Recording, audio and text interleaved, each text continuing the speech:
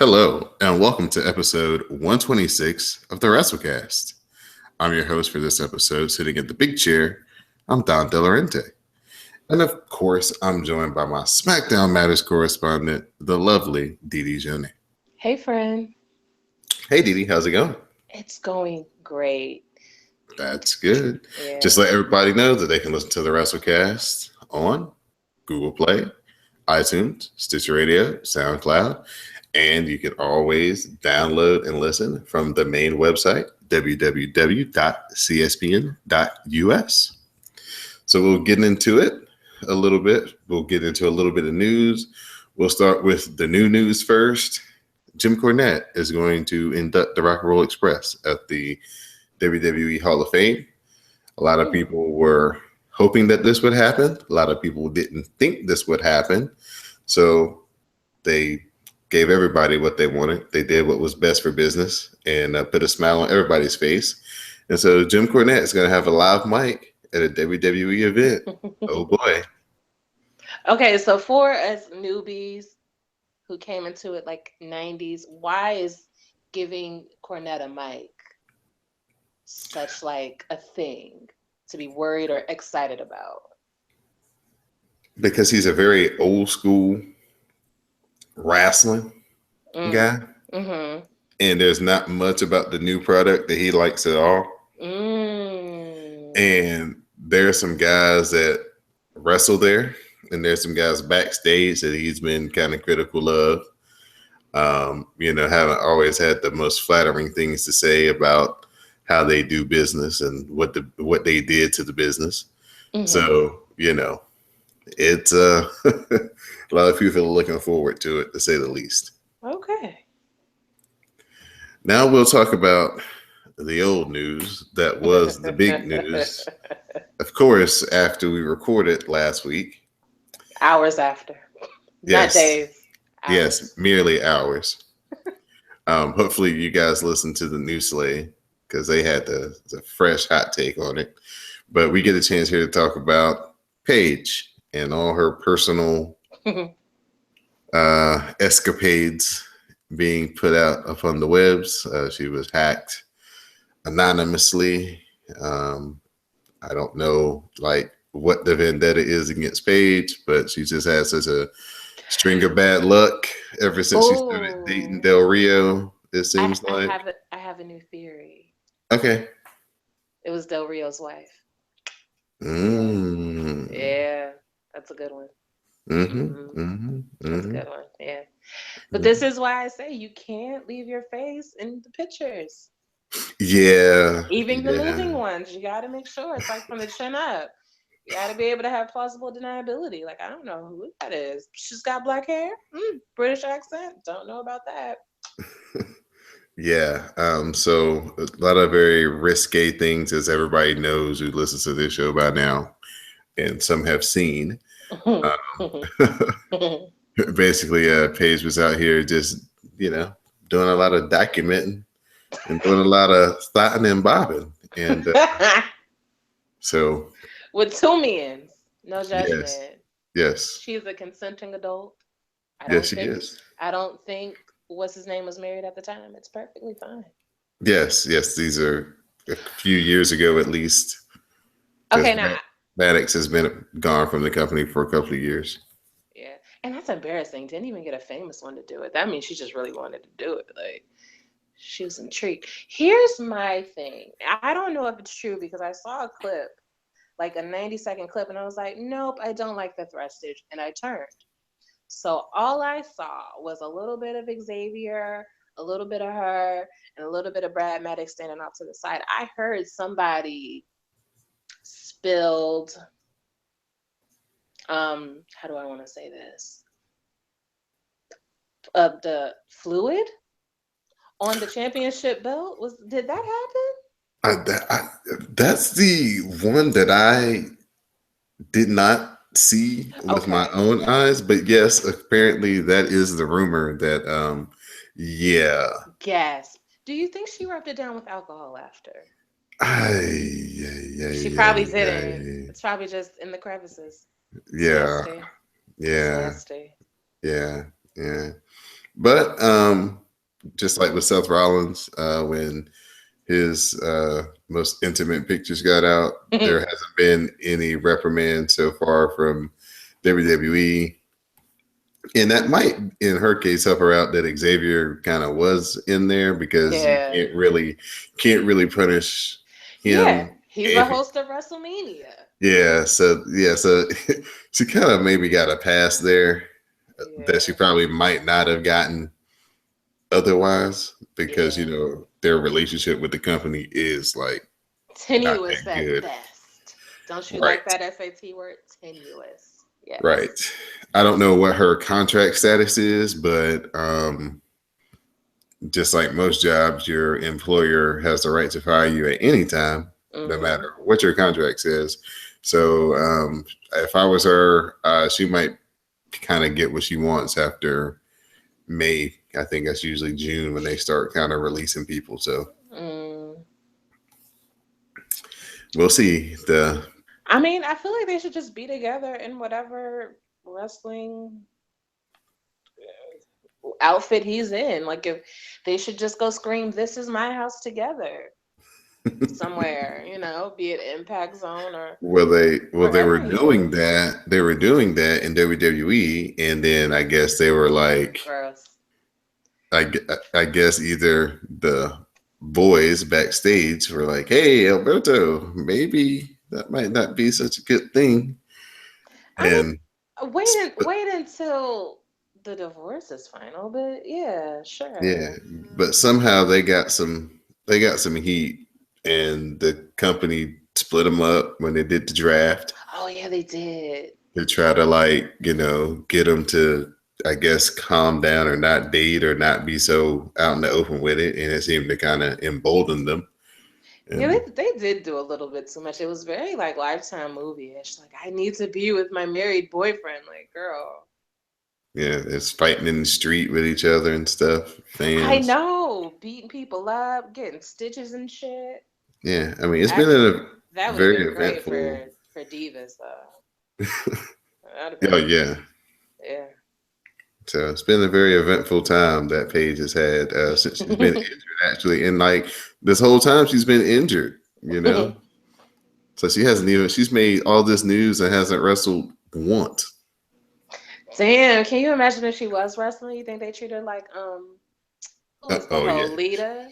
Lita. yeah, Yeah. yeah, yeah. That was kind of rough though because they took that real life I and know. It's put it so on TV. awkward. It's so And awkward. I hate when they do that. Veering off a page, but that's why the John and Nikki things make me so uncomfortable because it's like, no, he really won't marry her. Oh, I don't like this. Did you clear this with her? Like, is she okay? Like, it's a little too real. And I live a kayfabe life, but mm-hmm. oh no, that's too much. So, that's our news. Just one more example of Xavier Woods as a tag team specialist. I hate you.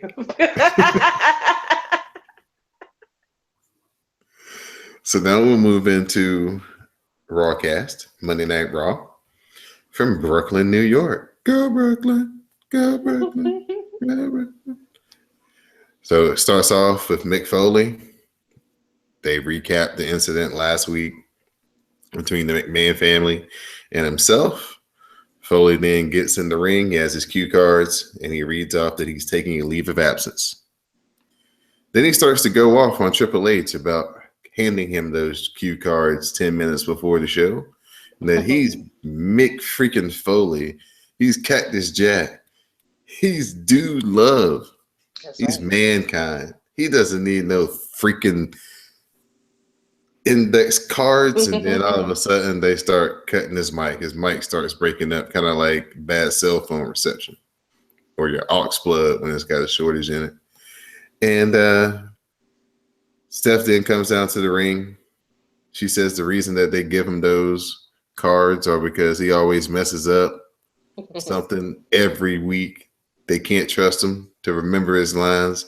So damn right they give him those cards just so they can get through the segments and everything be clean. So eventually she runs him down a little bit more and then she fires him. Now, let's pause here for a second. If you resign in the first like 6 minutes of the show, how could she come out and fire him? Because he walked it back. Oh, see, I missed that part. Well, maybe he didn't, but maybe that's what it was supposed to mean, Gotcha. right? Or maybe she was, maybe, no, you know what it was? He was announcing a leave of absence. Oh, yes, a leave of absence. Okay. Yeah, that's what it And that's a was. little bit different than Right. That's like, let quitting your me let job. me make you go away until I feel like you can come back. Thank you. Thank You you. know, like what Del Rio did to his wife. Okay, so yes, now that makes sense to me. All right. So that brings out your Ginger Bay, Sami Zayn to the rescue. He calls out Stephanie on her decision and what she's doing to Mick Foley. Steph then says that he isn't good enough to talk to her and that he needs to go to the back and figure out how he's going to make it up to her. Sammy teases like he's going to go to the back, but he doesn't. That brings out Samoa Joe. Then Stephanie says, she pauses Joe on the ramp for a second. She runs down Sammy a little bit more. And then she says she's going to make a one-on-one match between Samoa Joe and Sami Zayn, and it's starting right now. Shock. Very shocking. So we have Samoa Joe versus Sami Zayn. Samoa Joe wins by submission via the Coquina Clutch. Shock. Yeah. What did Jade say? His record was like 5-95 this year or whatever. You put one more in the loss column for Sami Zayn. Poor baby. At least he was fighting for what was right, though. He fought for Mick Foley. And they look kind of similar. Like if you told me Mick Foley was his uncle, I'd be like, oh, I see it. Yes, Mick Foley is one of his idols, he said. See? Mm-hmm. So after we come back from commercial, we see Foley in the back, and he's showing thanks to Sammy for what he did for standing up for him. He says it was stupid, but he thanks him for it. So they share a little moment, and then Mick Foley starts heading out of the arena. He starts giving out hugs. He stops to, Cesaro and Sheamus. They have a little moment where they thank him for putting them together and believing in them and showing them that they could work together and be great together than they would apart. And he goes through and he hugs a couple of assistant people. Then he sees Bayley. They have a big hug. It's a little dusty in there for me then, because Bayley's a hugger and everything. Then he kind of sees like TJ Perkins and some other guy. He just kind of looks at them like, well, I tried, fellas. 205, what can I do? And then at the very end of the line, there's Triple H. And he just has this big old smile on his face. And he tells Foley, have a nice day. And just turns around and walks off. And Mick Foley fades into the black as he walks out of the exit of the arena. Take a sip from Mick Foley, Dee. Oh, I would love to. Yes, please. Thank you.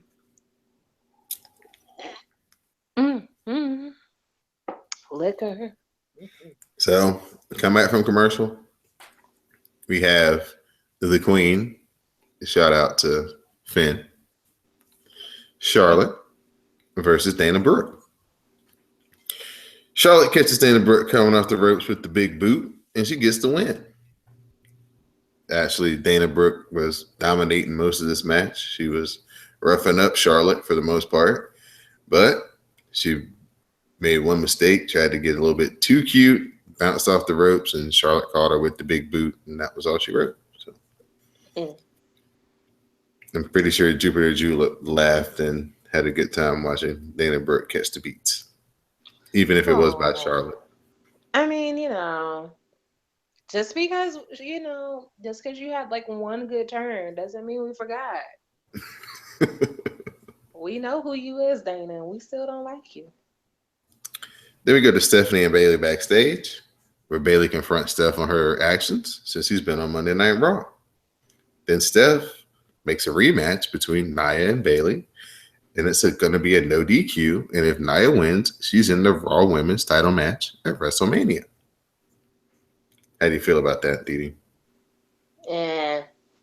Bailey should have been popping off, huh? Mm-mm. Listen, sometimes you can't be. You can't be. What's the word? You You can't gotta be pick your spots. there. Yeah, that's what it is. You gotta be judicious. I think that's the word that Judicious. you're looking That's for. exactly it.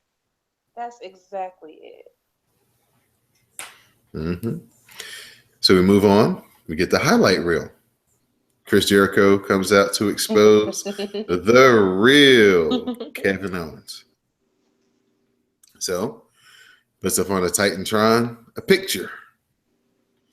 It's a picture of the real Kevin Owens at 16 years old, wearing a Y2J shirt, doing the Y2J pose, with a picture of Y2J over his right shoulder. And Pamela Anderson over the left. And yes, Pamela Because Anderson Canadian. in all her Baywatch glory over his left. Yes. Because Canadian. Right. Super Canadian. Super Canadian. And Jericho says that, look, that's the real Kevin Owens right there. He doesn't look so mean. He doesn't look so tough. Actually, he looks like a fan, man. He's marking out. And then he puts up on the screen a DM Ooh. exchange Uh-uh. from Kevin Owens' first week at WWE. Actually, Kevin Owens, if you guys remember, I think he debuted on July 4th. Actually, I think it was on Monday night when he debuted on Monday Night Raw. And so this was from July 5th. And basically, it was Kevin Owens asking Chris Jericho about anything that he should know, any advice he could give him about how to conduct himself on the main roster. So Jericho does all that to show the real Kevin Owens that, you know, he's not so big, he's not so bad, he's not so tough, but he's, you know, pissed Jericho off, and Jericho is going to beat him at the, you know, WrestleMania. Then all of a sudden, Samoa Joe appears. Of course, this distracts Jericho. And from the blind side, here comes Kevin Owens. Get a Kevin Owens beatdown, pop-up powerbomb, and then he does the unthinkable, Kevin Owens, that is. He destroys the list. What? Tragic. Takes the list, rips it into a million pieces, even eats a few pieces of the list. He did. Did he swallow? I don't know if he swallowed or not. So the list, as we know it, is no more. All those names and months of compiling names and the different people who have made the list, no more. I wonder if he had it backed up on like some type of Google Drive or something. Probably not, huh? I don't think so. Yeah, so that was a really good segment. Chris Jericho, Kevin Owens, they're A1. Everything they've been doing has just been top tier TV. Then we get DD's favorite, hashtag the Purple Show. Kendrick versus TJ Perkins. Kendrick versus TJ Perkins. Kendrick gets the win with the sliced bread, number 2, and then cuts a promo post-match on Akira Tozawa. Then we get Nia Jax versus Bayley. Nia hits the Samoan drop to get the win and earn a spot in the Raw Women's title match at WrestleMania. Hard-fought match by Bayley. She tried her best, but Nia too big, too strong. And we've got a 4-way now at WrestleMania. I think that might be a little too much. Yeah. It seems like they really like stretched themselves thin to get Nia in this match. They really didn't need her. It's one of those things where it's like, now that she's in it, I kind of like, if we're gonna do it, why can't we do it? What's her name in the match? Why can't Dana be in the match?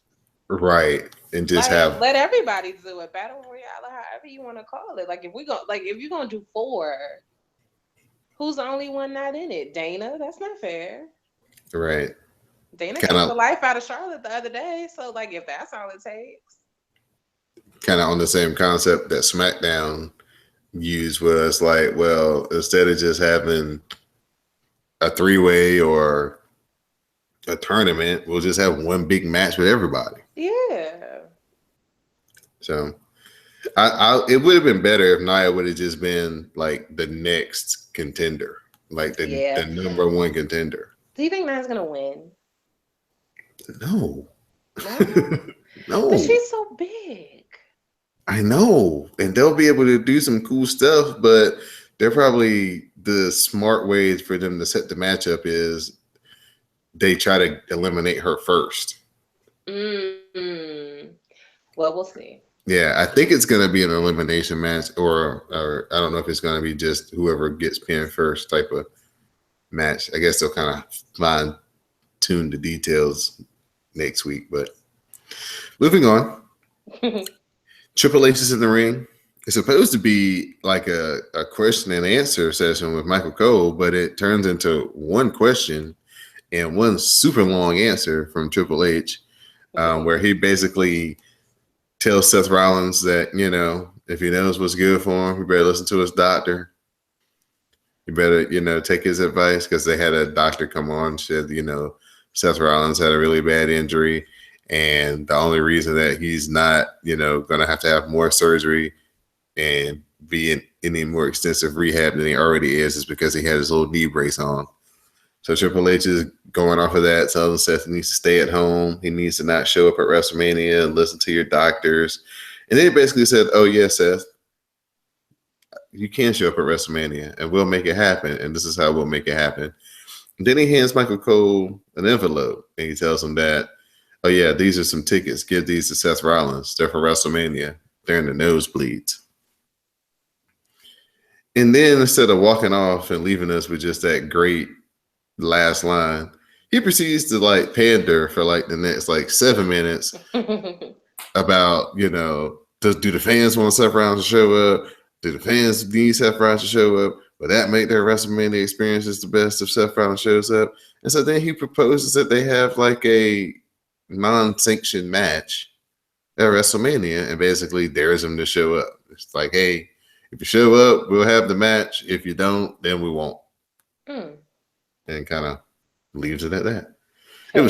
It was too long. Yeah. He liked to talk. I think he's one of those guys who knows he's only getting That's what you said about me on this podcast. I didn't say that about you. I said that about Sam. The people who voted on the poll said that about you.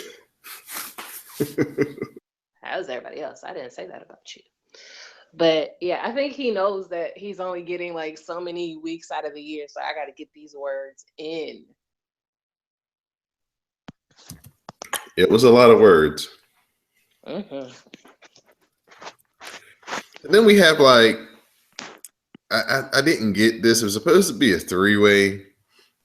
But I think because Triple H talked so long, it just became okay, Cesaro and Sheamus versus the Good Brothers with Enzo and Cass supposed to be in the match, but they never got in the match. Right. Basically, Sheamus hits a bro kick on Carl Anderson after Cass gives Gallows a big boot. That knocks him off the ring. They get the bro kick, get the win.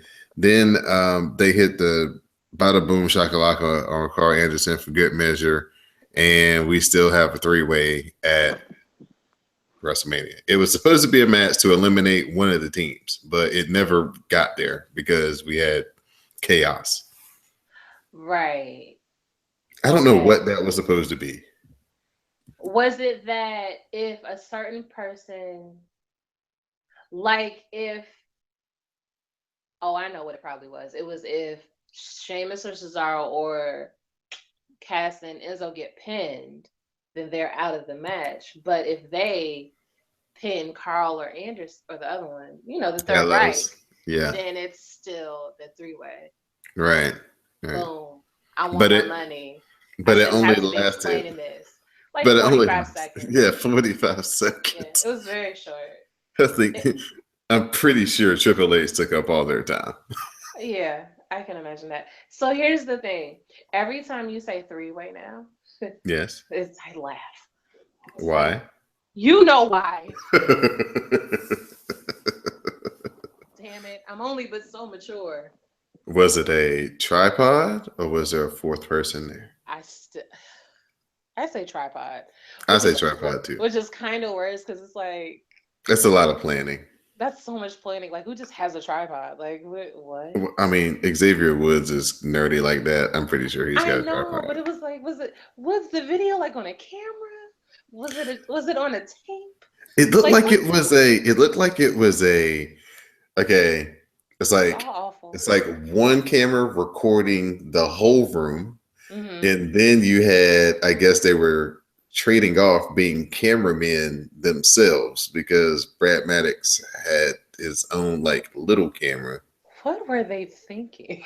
like, They was were this making a production. All they was were this just missing were like Kevin for Dunn. posterity's sake? Did like Xavier take it back to the lab and edit it? Like, is there is there like a real version that's just the three of them have like edits like beginning, middle, and end like With the music and with the everything involved.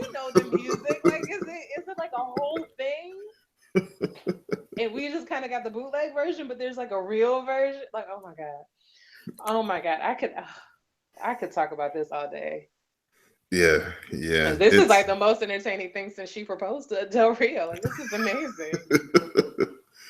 yeah, there's a lot of levels to that It's A lot of questions so many questions.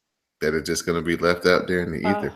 I want answers, and I'm sad I can't get them. Oh my Well, gosh. it's funny that we had that nice little segue because we have our New Day Talk segment where we start off and Xavier's in the middle and Kofi and Big E are just kind of looking at him, giving him a little side eye. And then Big E just says, Xavier, is there anything you want to talk to us about? And he says, yeah, WrestleMania. And so they go into their shtick about, all the attractions at WrestleMania. And Big E trips me out because he's like, I want to see Goldberg and Brock Lesnar. Yeah, so they do their little thing and they played it off smooth as we all knew they would. They didn't put him in front of the live crowd though, which was smart because Lord knows. Yeah, it'd have been a shit show. Funny though. It would have been funny. So back to the purple ropes, we get Tony Nese versus Austin Aries. Austin Aries wins with the roaring elbow or the roaring five arm because a five arm is better than four. Then Neville comes out to cut. I get it. Then Neville comes out and he cuts a promo on the ramp. Then it's main event time. Braun Strowman versus Roman Reigns. They go back and forth. Pretty good match. Roman hits a pop-up Superman punch and he goes to spear Braun. All of a sudden, gong sounds. The lights go out. Crowd goes wild. Lights come back on. And the Undertaker, he's in the ring. Undertaker and Roman, they have a stare down. And then Undertaker does the one thing Didi always tells wrestlers not to do. He turned his back on Roman to go choke slam Braun. Well, that's okay. Choke slams Braun. He has a pained expression on his face. Looked like he might have hurt something. Like he pulled a muscle or something, yeah. Right. But I think it just might have been him realizing, oh, snap. Turn my back. And when he turns back around, Roman hits the spear. Lays the Undertaker out. Has a little I did it smirk on his face. Throws his hair back. Says this is his yard. Walks out the ring. Heads back up the ramp. Gets almost to the top. Undertaker sits up. Gets up. Goes to the edge of the ring. Does throat slash. And then, we go off with Roman Reigns looking over his shoulder at Undertaker and the WrestleMania sign over the shoulder. So Mm. that was your Monday Night Raw. So what you think about that last segment, Didi? It's lit. I still want to know where he be coming from now. That's what's wrong with me. I want to know all of like the secrets behind the magic. That's I what they call it. They call it magic. It's magic. That's why I used to watch those. You remember those specials on TV Yeah. behind the magic, and then I was like, oh nigga, that's how hmm you do that. Like I love those things. Like if I could just find out how he gets into the ring that quickly, because you saw how his joints don't move that fast. You could see from how he was walking in the ring. He can't move fast. It's almost like if it was a TV show, I'd be like, oh, it's quick change, it's just editing, but This is live. it's alive. Yeah. Speaking So of live, I don't like how they treat my Smacky Down. what do you mean? Oh, they don't give it no extra time. Yeah, They be no, Raw like, can go to 11:20, 11:18, whenever you want to. SmackDown, it goes off at 10 p.m. Like, no extra. 9:59. Yeah, that thing go over, then you see Ty Christie very quickly. Like, that's it. Your time is up. Yeah. So I thought the Jericho and Owens segment was really, really good. I thought the end was really, really good. Of course, the New Day and how clever they are. I thought that was good. Didn't have enough Sasha Banks on here for me, but oh well. Maybe Yeah, next week. we can't have everything all the time. Yeah, I mean, at least she's there. It's better when she wasn't even on TV at all. At least she was on camera, even if she Yeah. was in the back just watching the match. hmm So that was Monday Night Raw. Gummy It's lit. Bears. Oh, I'll give it 8. Mm-hmm. Yeah, I'll give it 8. I'm securing that number. Yeah, 7.5. I was thinking it was a step up than the usual that has been the last couple of weeks. Yes, I I think agree with that. I think Undertaker kind of makes everything kind of step up a notch or two, even in his advanced age. I mean, he works to be 80. He gets around. Let me stop shading him. I Yes, he may pop up in your dreams. mean, I'm okay with it. No, I'm not. He's married. No, man, that's gross. I mean, he's a handsome 50. What is he? 51. He's a handsome 50-odd-year-old man. It's just he's got bad knees. Ain't anybody got time for that? And he got a new hip though, so it's got that going for him. See, but once you replace one part, all the other parts start going. So now that he's got his new hip, that's just one socket, or did he get both of them done? If he only got one of them done, he's going to need the other side done eventually. Then they're going to be like, oh, got to get that kneecap. And then they're going to be like, oh, got to get that other kneecap. And then he's going to be like, oh, I got tendonitis in my elbow. Yeah. And then you're going to get sciatica and shit. Like, it's all too much. So it's a hard way to make a living, but it's a lot of fun if you can do it. I mean, that's lit. All right, so we'll roll into SmackDown Matters. It Hashtag. It does. It does. They were at Mohegan Sun Arena this week. It's in Connecticut. I don't know how to say the name of the city, so I'm not going to bother with that. AJ's on the mic.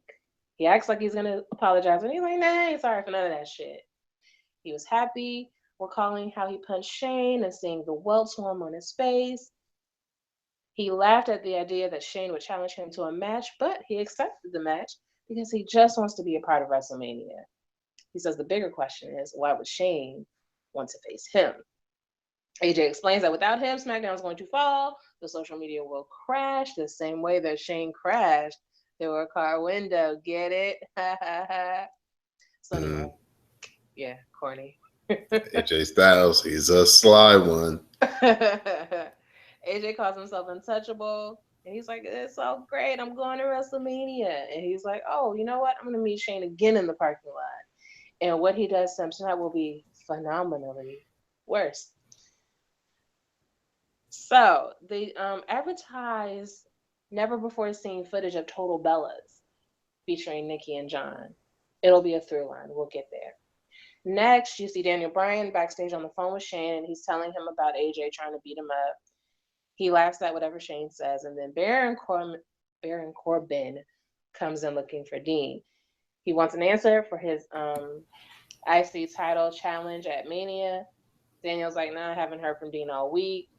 Corbin's like, oh, does he have the night off when you want to play blackjack? And so, Daniel's annoyed by him. So he's like, here's what we can do. We can put you in a match with Randy Orton instead. This is a first time ever match. If you care about those sorts of things, Rob Gronkowski is there. I don't care. This Mojo Rawley's like best friend. Okay. He's a patriot. I'm just assuming. Oh, no, because Mojo's the ethnic Caucasian.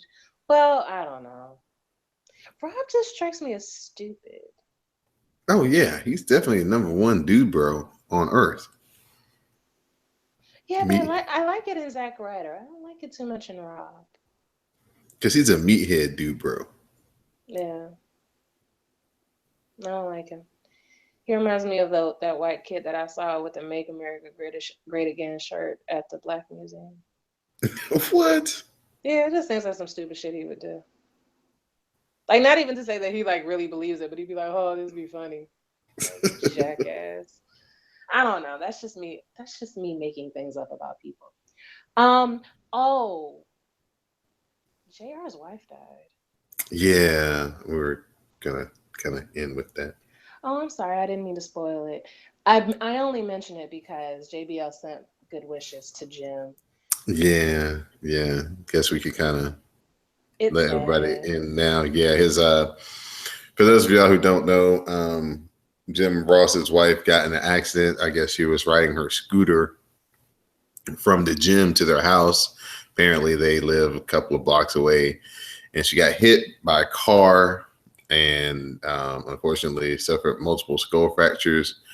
And she died actually as this is Thursday, so Thursday morning she passed away. So very tough times for Jim Ross and his family, and just prayers with him and thoughts with him in this troubling time. Yeah, that's very sad, especially like when it's close to your house. Right. It's a freak accident. It's nothing that anybody could, take into account. That's so sad. Right. So if you're one of those type of people who reach out to celebrities in this time, give a shout out and well wishes to Jim Ross. Yeah, definitely. But I don't want to be sad. Let's think happy thoughts. The next happy thing that happened was the Usos beat American Alpha, and now they're the tag team champions. Trap Usos. So yeah, other things. Apparently the black one got married a few days ago. Whatever. So both the Usos are now taken? No. Oh, talking about Jason Jordan. Yeah, that black one. Yes, Jason Jordan did get married. Yes. Damn, he got a ring and lost the belts. That's not a fair trade. I mean, you can only wear so much jewelry at a time. Gotta wear that wedding ring. No Xavier shenanigans for you, Jason. Sorry. So yeah. This is a really good match though. Like this could have been a WrestleMania.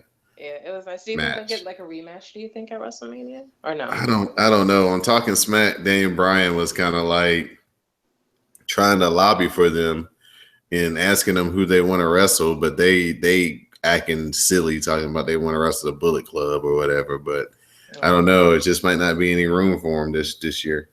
I'd be okay with that because I have a feeling that if they had a match, they'd probably lose a match. But what had happened and how they won was there were people outside of the ring for whatever reason, and Chad got sent into the crowd. Jimmy crotched Jordan onto the ropes, and Jay was able to hit a super kick for the win. And we like the Usos, so all the fans cheered and all that. For whatever reason, John Cena is facing Fandango later tonight. I don't know. Nothing else to do. So next is the Total Bellas footage. So in this alternate reality, John Cena is played by The Miz, and Maurice is playing the roles of Nikki and Brie. Fit with a good brown black wig. Actually looks great on her. Nikki says she's perfect. Bree goes around yelling, Bree mode. John shows up, tells Nikki she's breaking the rules of the house by having her feet on the patio table. And then he pops the question by popping a balloon with the word question on it. And then Nikki's face falls and then they cut to commercial. There are more segments. We'll get there as they Did come. you did you notice how he did the John Cena entrance? Like when he comes to the No. ring, when he came down there to them, like through the glass door. No. Oh man, I so didn't. good, so good. Apparently, we should all rewatch the Total Bellas segments. Oh yes, just to catch High a little comedy. the High nuances comedy. that the Miz had for John Cena. He's kind of good at this. He's kind of good at this. He's very good, very No good. wonder they've got him in like 17 straight to DVD movies. Like I'm just a shady one today. Oh my gosh. Anyway, the next match was Randy Orton versus the Baron of Corbin's. He keeps talking about how he won the Andre the Giant Battle Royal last year, but it's like nobody actually cares. Maybe if you gave him a real title, we could care about that. But yeah, Orton hits a draping DDT and he goes for the RKO, but Baron counters with a deep six for a 2 count. He tries to shoulder tackle Orton into the steel steps, but Orton slips back into the ring. Corbin rolls into the ring. They cut to the stage area, and Dean is standing on top of a forklift like a jackass. He asks Corbin, "Is he busy?" And with that, the distraction, God, what? that distraction allowed Orton to hit an RKO out of nowhere for the win. Mm, so good, so good. Ambrose goes into the ring, accepts Corbin's challenge at WrestleMania, and then hits him with the dirty deeds. Backstage, Randy tells Renee that he doesn't know what to expect from Bray Wyatt next, and rubbing the ashes of Abigail on himself was the last thing he thought would happen. The lights flicker. Renee leaves because she's smart. Smart. Smart. She gets it. A bunch of guys in sheet masks suddenly appear behind Orton. He tries to beat them up, but they hold him down. Bray shows up and places an X on Orton's chest, and he says, "You changed me, Randy." It's a lot. And he says, "You exposed my one flaw, but what you don't know was that one flaw would become my greatest strength."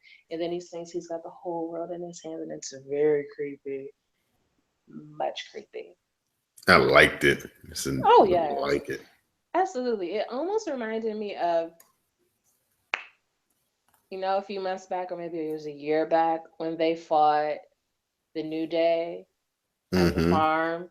It was Mm-hmm. very Mm-hmm. that creepy deliverance. I got more family than you thought I did kind of judge going. Very bad. Next was John Cena versus Fandango. I still don't know what the point of that was, but Tyler Breeze is with Fandango. He's dressed as Nikki Bella in the booty shorts and the wig. What are they doing to Tyler Breeze? Oh my God! You couldn't say no. Yeah, I guess you can't. He's like, I need all the little checks I can get. Fandango cost Cena a bad boyfriend, gives him a ticket. He also, I guess, like fashion police tickets. Yeah, Fashion police tickets. Gave him tickets for wearing jorts. He gave him tickets for being a bad wrestler. that's He, definitely for a ticket. the jorts are awful. So then, George, yeah. awful. My God. He introduces Tyler as Breezy Bella, and instead Nikki comes out again, tearing off her shirt. That's the same size as the shirt under it. Different color though. So he hits Fandango with shoulder tackles, a side slam, and a five knuckle shuffle. Breezy Bella tries to interfere, so Nikki speared him, and then Cena gives Fandango an attitude adjustment, and Nikki gives Tyler a rack attack 2.0. Then they both apply STS, and then both guys tap. It's corny. I can't. I'm Tyler awful. Breeze just put dirt over his own self. It's awful. He's. Can we It's ever take awful. him serious again? It's awful.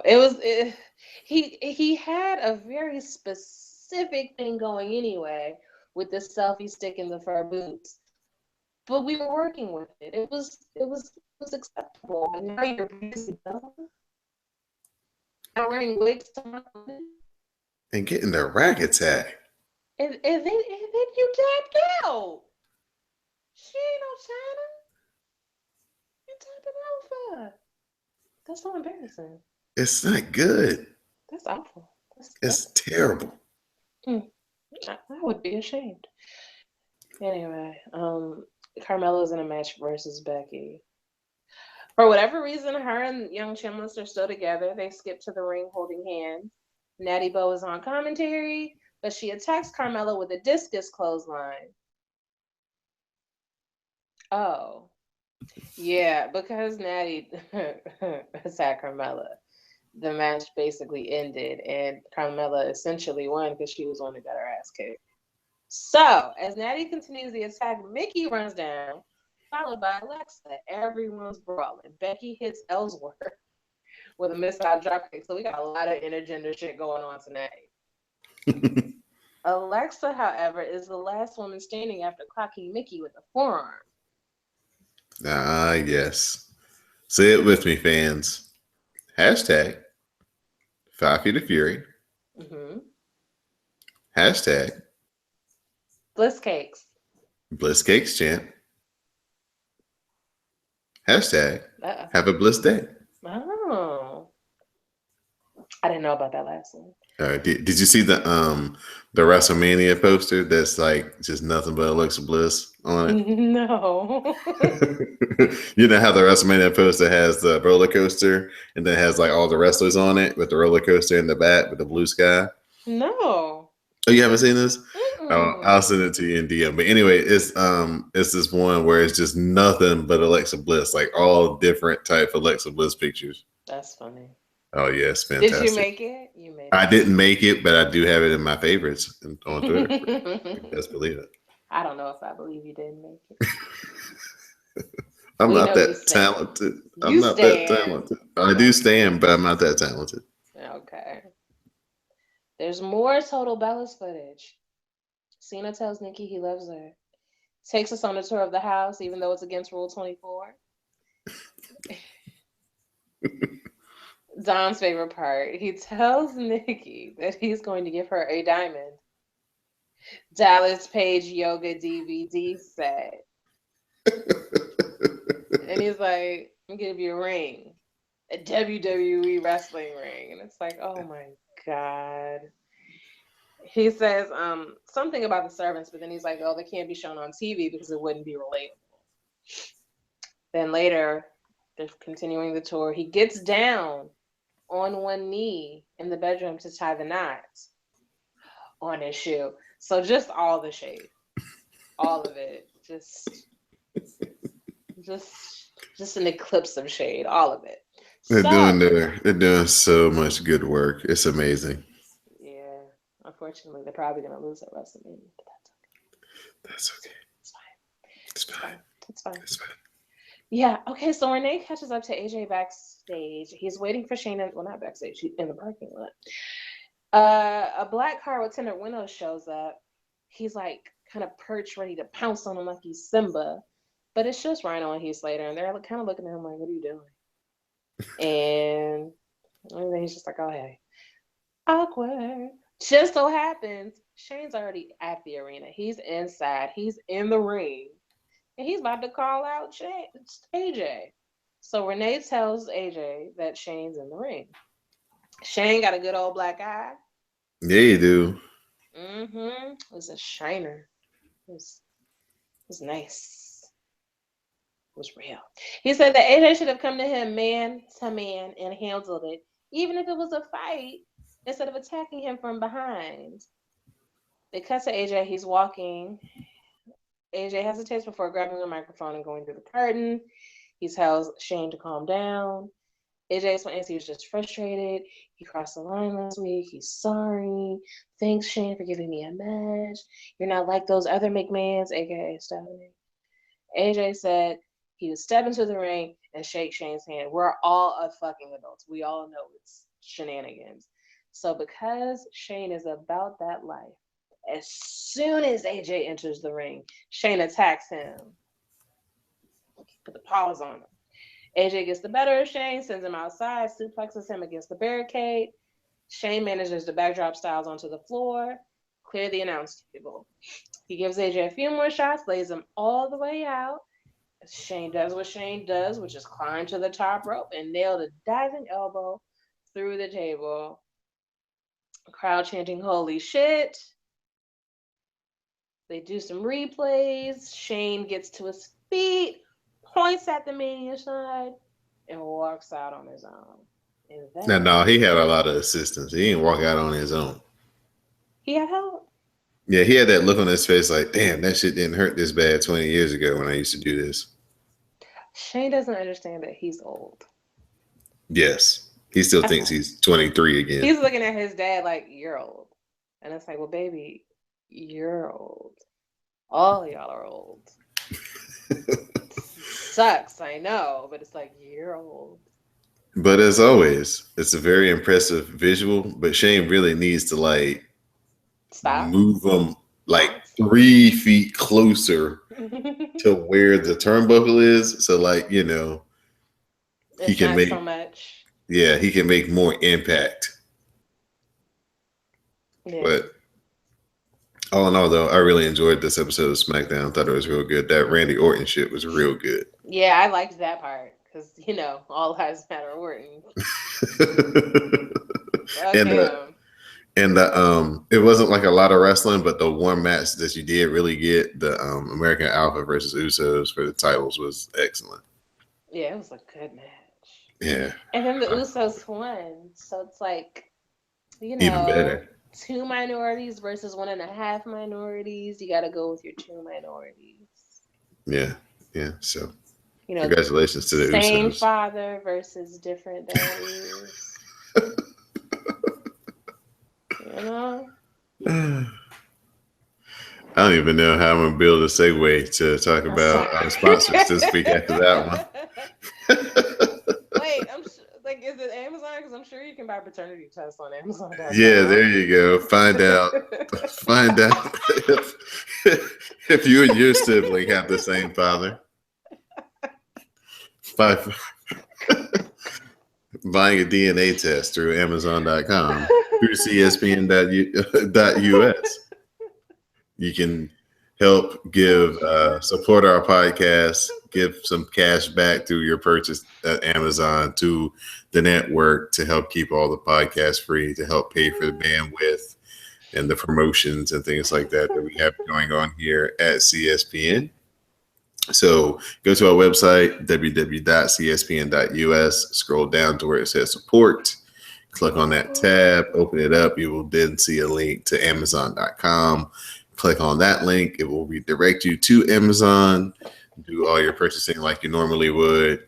Get your DNA test. It's on there. It's just $99.99. Amazon Prime. There you go. Amazon Prime. You can have it next day. Find out if all of your kids are related. Or your brothers and sisters have the same father. Through C. When those percentages don't match up. And you can do this all through CSPN.us via Amazon.com. All right, so now we're going to go into 205 Live. No. This image of like somebody having 75% African and their brother being like 48 and being like, what the fuck?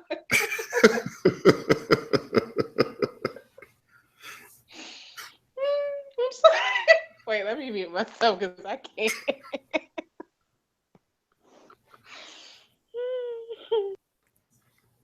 So we're going to go on to 205 Live. Neville does a promo As a cold opening, he challenges Mustafa Ali to remind him the order of things on 205 Live after Ali interrupted him last week during his promo. First match, TJ Perkins versus Tony Nese. Tony Nese gives Perkins a German suplex onto the exposed second turnbuckle, then gives him the running Nese in the corner, and he gets the win. We have Drew Gulak backstage. He's all dressed in a suit, and he's doing a promo on his problems with all the high flyers in 205 Live, and he says that he has the solution. Next up, Akira Tozawa versus a local competitor. Tozawa wins in 6 seconds with the snap German suplex. He gets on the mic and he calls out Brian Kendrick to come fight him. He says if Kendrick won't come down to him, then he'll go find Kendrick. As Tozawa makes his way up the ramp, a security guard attacks him with the tackle into the barriers. The guard reveals himself to be none other than the Brian Kendrick. He gives Tozawa the sliced bread, number 2, and teaches him lesson number 8. Looks can be deceiving. Didi, how do you feel about the lessons? I mean, they're vital information. You know, it's things you need to know for your life. Okay. We have a backstage promo. Noam Dar and Daivari roll up on Jack Gallagher and Rich Homie Swann, who are in matching suits, by the way. Noam Dar questions Jack Gallagher, Rich Homie Swann about some lingerie that he found sent to Alicia Fox. Basically, they make some jokes about what Noam Dar does in his spare time. They'll need to know about. So he gets mad and heated and basically challenges them to a match next week. And so next week we'll have a tag team match between Noam Dar and Daivari versus Jack Gallagher and Rich Homie Swann. Then we get to our main event, Mustafa Ali versus Neville. Neville gets the win by submission with the rings of Neville. There were 3 tremendous spots in this match. There's a tornado DDT that Mustafa Ali does to Neville that is out of this world, spikes Neville. He's like straight up and down when he hits the mat. Then Mustafa Ali also does top rope Spanish fly, which is one of the cooler moves you can see. I don't even know how to explain it. You just have to kind of see it. It's kind of like a rotating rock bottom, I guess is kind of what it looks like. And then Neville does an overhead throw on Ali from the top rope, which was really sick too. So that was actually a really high quality match. Mustafa Ali, I think, needs to get more run. He's really good, but they keep having him lose to people. So that was 205 Live. Very lackluster crowd. The crowd was not into this episode of 205 Live at all. But there were some pretty good matches, like they usually are always. Next, we go to NXT. We had Oney Lorcan versus Cien Almas. Cien Almas gets the win with his hammerlock DDT finisher. Then we get a Gargano and Ciampa backstage promo. Then we have a recap of Ember Moon giving the Eclipse to Billie Kay and leaving her injured. Then we have Asuka versus Priscilla. Asuka hits a big kick to the head and goes to pin her opponent, but then she pulls her up at 2. Asuka does finally get the win with the Asuka lock. Asuka was acting very heelish and very nasty in this match. She was being really aggressive. I liked it. She was being vicious. Like, she got on the mic to start the match and she was like, Ember Moon, this is your head. And then she just roundhouse kicked the girl. Bow! Right in the head to start the match off. And then just like proceed to torture her from there. So I really like that version of Asuka. Yes, you would have liked it, Didi. It was real aggressive. Then we get a Revival, Dash and Dawson. They have a promo on the Authors of Pain and DIY and their upcoming triple threat match for the NXT tag team titles at the NXT TakeOver. Then we get a cool video package on the history between Bobby Roode and Nakamura and their upcoming match as well. Then we have No Way Jose, Roderick Strong, and Ty Dillinger in the back. They do a promo on their match coming up later tonight with Sanity. Then we get a vignette for Heavy Machinery, and they are debuting next week. Then we have a Cassius Ohno promo after last week's match where he lost to Bobby Roode outside the arena. He gets interrupted by the Drifter, Elias Sampson. Elias Sampson says that he doesn't belong in NXT. They have a few words back and forth. Then Cassius Ohno comes up with a challenge and says that they will have a loser leave NXT match next week. And the Drifter accepts. Then we get Cien Almas on his promo at TakeOver with the debuting Aleister Black, a.k.a. Tommy End. Then we move on to our main event, Sanity versus Roderick Strong, No Way Jose, and Todd Dillinger. The ref ends up losing control of the match, and it just breaks down into a big brawl. Dillinger and his crew are handling their own when Nikki Cross gets involved. Out of nowhere, a mystery woman hits the ring and beats down Nikki Cross. Sanity is left running to the back, while Todd Dillinger and his crew are standing tall in the ring, and that's how we end this week's NXT.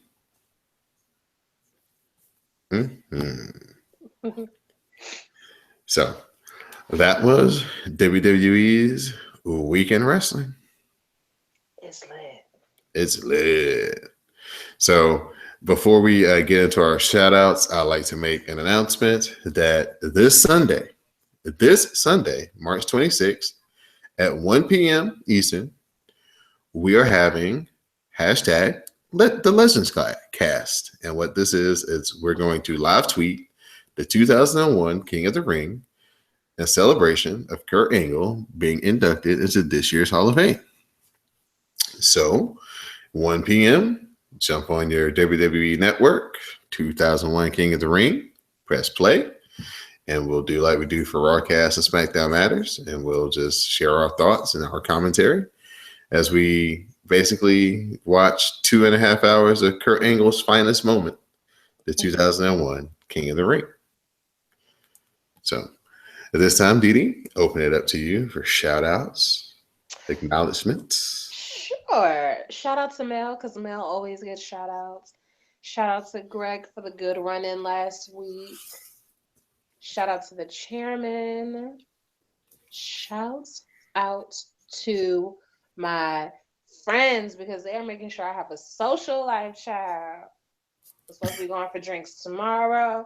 Supposed to be going for drinks Saturday night. Supposed to be going to a brunch in a few weeks. Because the damn thing sells out every other day. You got to make a reservation for brunch? Is that popular? Nigga. She told me, you want to do it April 1st. Cool. And she was like, no, those tickets are sold out. How about the 30th or whatever that Sunday is? Sure, girl.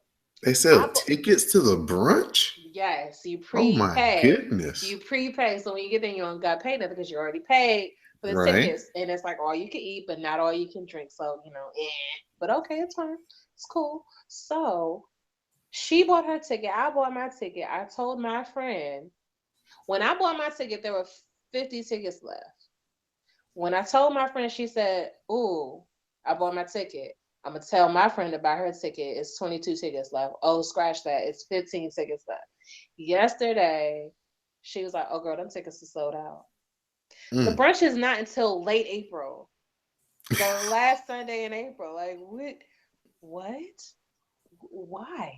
It must be the spot. Oh, I'm certainly gonna find out. So shout out to report back on that. Yeah, shout out to that friend for trying to make sure I have a social life. Her name is Toya. Shout out to Toya. Shout out to April. Shout out to my old boss. Even though she left me some free drink tickets for a bar. So yay. Because if you give me libations, I love you. So yeah, shout out to her. Yeah, absolutely. Shout out to, I don't know, Brad Maddox and his horrible camera skills. Listen, they brought me a lot of joy. Okay? All three of them. Paige, Xavier. Yeah, shout out to them. That's it. We're going to give a shout out to Sam for my shout outs. I'm going to give a shout out to Greg, of course, the chairman, Classic Materia. Shout out to the Decepticonics. I'm going to go see them on April 11th. I suggest all you guys do too. If they're coming to a town near you, get those tickets, support those brothers, buy them a drink, laugh, beat the Bad Advice crew in person. maybe give some bad, let them give you some bad advice before they leave your city. Gordon certainly will provide you with awful advice. I'd like to give a shout out to everybody who listened and downloaded to the Cast of Strong Style, our debut episode this week. We definitely appreciate it. Give a shout out to my co-host over there, Moto. Follow her at capital J, capital P, capital K, Moto. I'd like to give a shout out to Shaz at 1star23 on Twitter. Of course, my co-creator in crime, behind the scenes person who helps me out with so many of the cool things we do at the Wrasslecast you guys never know about, Jupiter Julep. Give her a big shout out. Give a shout out to Anwar Starwind for his feedback on the Cast of Strong Style. Thanks, we appreciate it. And so yeah, you guys just keep supporting us and everything we do here at the Wrasslecast. We're coming up on WrestleMania, so of course that'll be our biggest live tweet of the year, #ManiaCast in a couple of weeks. Hall of Fame, NXT. So next week we'll definitely have a whole bunch of things going on Twitter. So we'll let you guys know, and hopefully we'll have a special show for you guys next week to preview WrestleMania. So stay tuned. So for my co-host, the sensational Didi Jonay, I'm Don Delarente, and this has been Wrasslecast, episode 126.